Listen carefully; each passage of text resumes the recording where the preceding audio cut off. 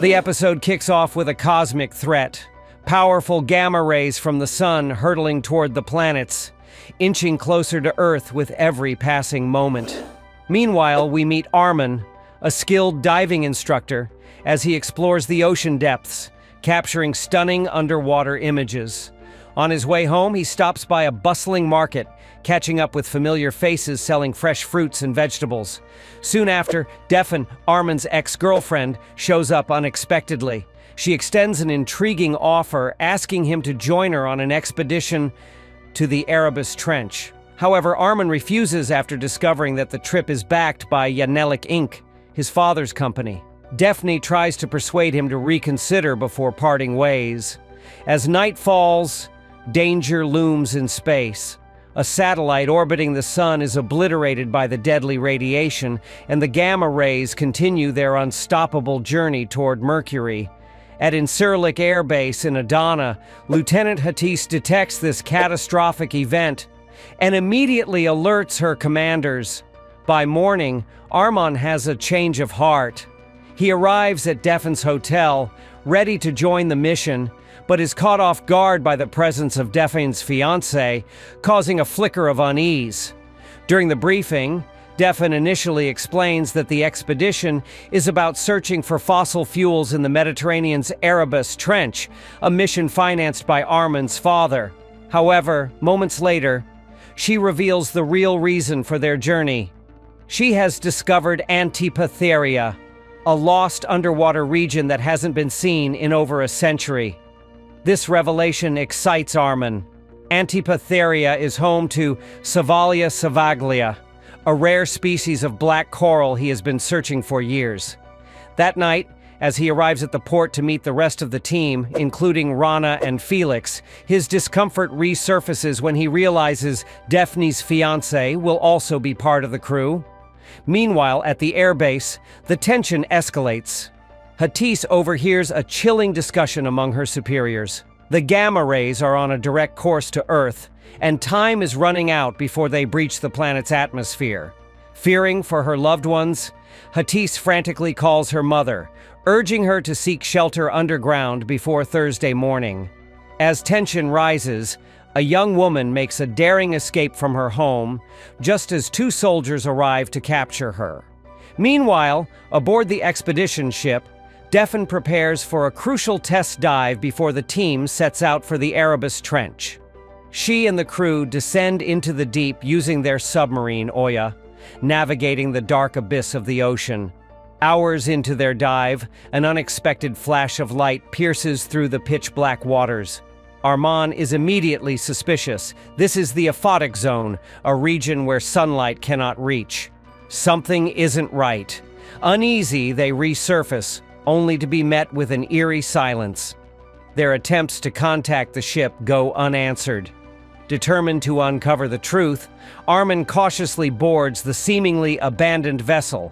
As he searches the ship, he realizes something shocking.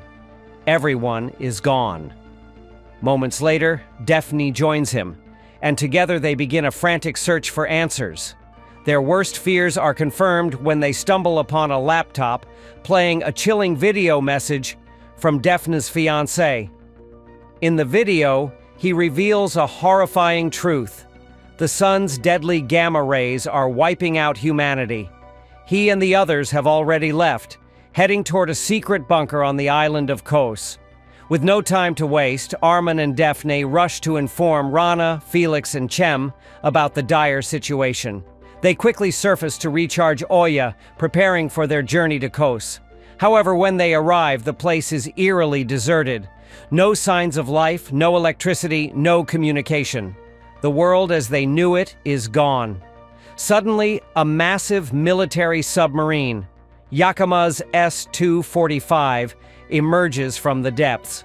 As the Navy troops disembark, they are met with an unsettling reality. Everything is offline, and the planet is in chaos.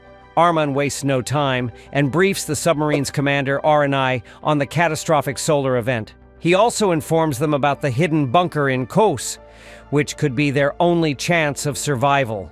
With the fate of humanity hanging in the balance, their next move could mean life or death. With urgency in their steps, Defn and Armin begin their desperate search for the hidden bunker on Kos Island. They're soon joined by Umut, the sub-commander of Yakamoz S-245. Meanwhile, Felix and Kem work on repairing a transformer to recharge their submarine, Oya. As Defn, Armin, and Umut arrive in the heart of the city, a chilling sight unfolds before them. Everywhere they look, lifeless bodies are scorched from within, as if burned by an unseen force. The city is eerily silent, devoid of any signs of life. Then a flash of recognition crosses Defn's face. She knows this place. Without hesitation, she rushes ahead, convinced that the bunker must be nearby. Their search leads them to a church, but their hope is quickly shattered. Inside, they find only more corpses, no survivors. Soon, troops from Yakamoz S-245 also arrive and begin scouring the area for the bunker. Just as despair begins to set in, one of the soldiers makes a shocking discovery: a lone survivor. Armin, Defn, and Umut rush to question the man, desperate to uncover how he managed to survive. But before they can get any real answers, Umut does the unthinkable. He shoots the man dead. He coldly justifies his actions, claiming he was putting the survivor out of his misery, as he was already suffering a slow and agonizing death. Before tensions can escalate, Commander Irene of Yakamoz S-245 arrives and orders everyone to return to the submarine, as they will be diving in just 30 minutes. However, Armin and Defn plead for more time. They need to continue searching for Defn's fiancé, Keenan. Surprisingly, the commander agrees. Meanwhile, inside an abandoned bank's vault, a group of Navy troops take advantage of the chaos, looting money and gold. Their greed is short-lived when another soldier catches them in the act and demands they stop, but they refuse, and a brutal fight breaks out. Just as things spiral out of control, Yakamo's chief engineer arrives, stepping in to put an end to the chaos. As Felix and Chem work tirelessly, their efforts finally pay off. The transformer is fixed, and the town's electricity is restored. Just as the lights flicker back on, Defn and Armin hear a street broadcast announcing that the shelter is located in Tagaki, a higher region of the island. Without hesitation, they make their way there. Upon reaching Tagaki, they discover a bunker, but what they find inside shakes them to the core. Everyone in the shelter is dead. As Defn searches the bodies, her worst fear becomes reality. Her fiancé, Keenan, is among the lifeless corpses. Overwhelmed with grief, she and Armin leave the bunker and make their way back to the submarine. Meanwhile, chaos unfolds at the bank's vault. With the power restored, the engine squad finds themselves trapped inside. Back at Yakamoz S-245, Commander Irene faces a difficult choice. With the sun about to rise, every second counts. Prioritizing the safety of the crew, she makes the hard decision to leave the engine squad behind and orders the submarine to prepare for departure. Her decision sparks disappointment in Sub-Commander Umut, who strongly opposes abandoning their team. As the crew boards the submarine, Armin and Defn arrive just in time, only to be detained outside. Umut convinces the commander that they might be responsible for the engine squad getting stuck. However, after a brief hesitation, Commander Irene ultimately decides to let them in. Inside the submarine, Operations Officer Yonka briefs Armin, Defn, Felix, and Sem on the submarine's rules before leading them to the control room. She introduces them to the torpedo storage compartment, which will serve as their sleeping quarters.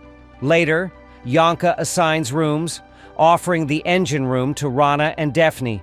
Defn, still on edge, warns Rana that they are unwelcome aboard the submarine and advises caution when dealing with Sub-Commander Umut. Suddenly, an emergency unfolds. The submarine's hydraulics fail, sending it spiraling out of control. Acting quickly, Armin jumps in to assist the officers, his technical expertise proving invaluable. Commander Irene, impressed by his skill, learns of his background in designing small submarines and offers him the role of chief engineer aboard Yakamoz S-245. Armin accepts. However, his new position does not sit well with Umut. Threateningly, he warns Armin that if he makes a mistake, he and his friends will pay the price, one by one. Meanwhile, Umut approaches Commander Irene with a troubling observation. He finds it highly suspicious that NATO assigned them to an underwater mission on the same day the sun became lethal. Adding to the mystery, Armin's team also happened to be underwater during the catastrophe. With tensions rising and secrets unraveling, the crew must now question whether everything that happened was truly a coincidence, or if something far more sinister is at play. Hope you enjoyed watching this video. If you did, please give it a thumbs up, share your thoughts in the comments below, and subscribe to our channel for more great content. Thank you for watching.